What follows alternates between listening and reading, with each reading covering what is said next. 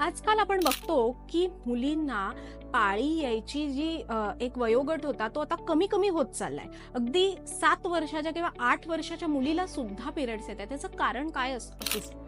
तर सगळ्यात पहिले बघा, प्लॅस्टिक कंटेनर्सचा वाढलेला वापर. पाण्याच्या बाटल्या किंवा डबे हे प्लॅस्टिकचे अजिबात वापरू नका.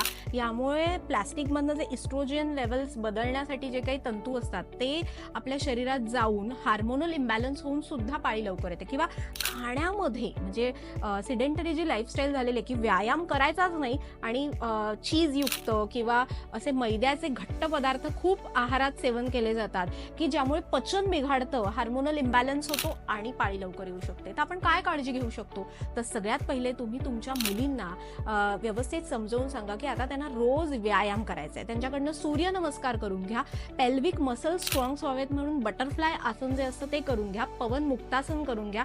यांनी आपोआप त्यांच्यामधला जो हार्मोनल इम्बॅलन्स आहे तो कमी होतो. त्यांना पाणी व्यवस्थित प्यायला लावा, त्यांचं जे हायजीन आहे ते सुधारा.